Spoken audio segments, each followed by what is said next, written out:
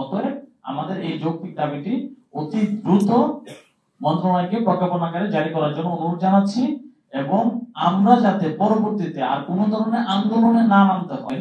তো অনেকে জানে না যে ডাক্তারদের আগে 32 ছিল, যখন সবার 30 ছিল তখন ডাক্তারদের যে 32 ছিল এটা কিন্তু অনেকেই জানে না। এবং আমি এটা অনেক সাংবাদিক ভাইদেরকে জিজ্ঞেস করতে পারি, আপনি কি জানেন যে আগে 32 ছিল? বলো না ভাই, আমরা তো 30ই জানতাম।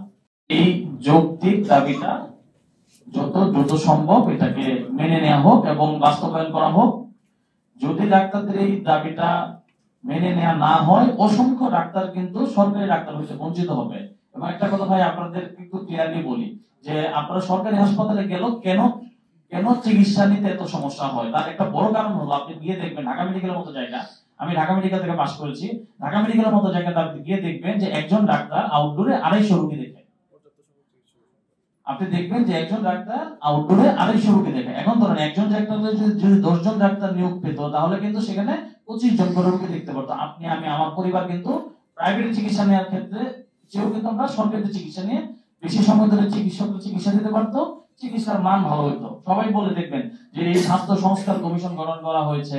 স্বাস্থ্য সংস্কার কমিশন কেন গঠন করেছে? স্বাস্থ্যের উন্নতির জন্য। তার স্বাস্থ্যের উন্নতির জন্য, জনগণের স্বাস্থ্যের উন্নতির জন্য। এখন আমি যত চিল্লাচিল্লি করি যে না আমার লোকবল নাই, আমার অবকাঠামো নাই, আমার এটা নাই ওইটা নাই, হ্যাঁ, আমরা ডাক্তাররা জানি যে স্বাস্থ্যের উন্নতি কিভাবে করতে হয় এবং সাধারণ মানুষকে কিভাবে ভালোভাবে চিকিৎসা দিতে হয়। কিন্তু সেই পর্যাপ্ত সুযোগ সুবিধা যদি আপনারা না দেন তাহলে আমরা সেটা কখনোই কিন্তু দিতে পারবো না। হ্যাঁ, এবং আপনারা সাংবাদিক ভাইরাও অনেক সময় আমাদের কাছে যান যে ঠিক আছে ভাই একটু এই সিটটা কিভাবে পাওয়া যাবে, এটা কিভাবে পাওয়া যাবে, কিন্তু আমরা কিন্তু দিতে পারি না অনেক সময়। কেন পারি না জানেন?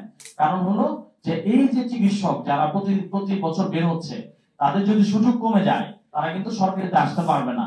যত সরকারি ডাক্তারের সংখ্যা কমবে তত আপনাকে মনে রাখতে হবে যে স্বাস্থ্যের মান তত খারাপ হইতে থাকবে, এটাই স্বাভাবিক।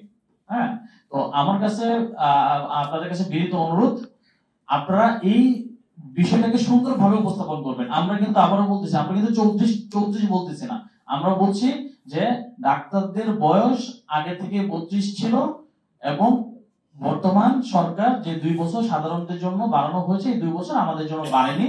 যেখানে আমাদের শিক্ষা কার্যক্রম শেষ করতে আমাদেরকে 6.5 বছর, 2 থেকে 2.5 বছর সময় বেশি লাগে। অতএব আমাদের এই যৌক্তিক দাবিটি অতি দ্রুত মন্ত্রণালয়কে প্রজ্ঞাপন আকারে জারি করার জন্য অনুরোধ জানাচ্ছি এবং আমরা যাতে পরবর্তীতে আর কোনো ধরনের আন্দোলনে না নামতে হয়। একটা কথা আছে, সবাই জানেন যে বাংলাদেশে নাকি কোনো জিনিস আন্দোলন ছাড়া হয় না, মানে কোনো জিনিস আন্দোলন ছাড়া পাওয়া যায় না। ধরুন একটা সোজা জিনিস, সব জিনিস জাস্ট, এটা কিন্তু অনেকে জানেও না, আপনারা হয়তো আমার সাথে একমত হবেন। তো অনেকে জানে না যে ডাক্তারদের আগে 32 ছিল, যখন সবার 30 ছিল তখন ডাক্তারদের যে 32 ছিল এটা কিন্তু অনেকেই জানে না। এবং আমি এটা অনেক সাংবাদিক ভাইদেরকে জিজ্ঞেস করতে পারি, আপনি কি জানেন যে আগে 32 ছিল? বলো না ভাই, আমরা তো 30ই জানতাম। তার মানে এটা অনেকে কিন্তু জানে না। বাট এখন যদি এই ব্যাখ্যাটা এরকম ভাবে যায় যে না ডাক্তাররা আন্দোলন করতেছে 34 করার জন্য, বিষয়টা কিন্তু এরকম না। হ্যাঁ, বিষয়টা কিন্তু এরকম না। আমরা 34 জন আন্দোলন করতেছি না, আমরা আমাদের ন্যায্য যেটা অধিকার, যেটা দাবি সেটার জন্য করতেছি। এবং সেই দাবিটা হলো আমাদের আগেই 32 ছিল, এখন আমাদের কেন 2 বছর বাড়ানো হলো না, এটার জন্য, যেখানে আমাদের সময় বেশি লাগে। ক্লিয়ার? এই মেসেজটা আপনারা ক্লিয়ারলি দিবেন, কারণ এই মেসেজটা ক্লিয়ারলি না দিলে এটা ভুলভাবে ব্যাখ্যা যেতে পারে। যাতে ভুলভাবে ব্যাখ্যা না যায় সেই জন্য আপনাদের কাছে আমি বিনীত অনুরোধ জানাচ্ছি সাংবাদিক ভাইরা, আপনারা এটা একটু ক্লিয়ারলি স্পষ্টভাবে ব্যাখ্যাটা দিয়ে দিবেন লেখার সময়, যাতে আমরা যে জিনিসটা চাচ্ছি সেটা যেন স্পষ্টভাবে মিডিয়াতে আসে। 2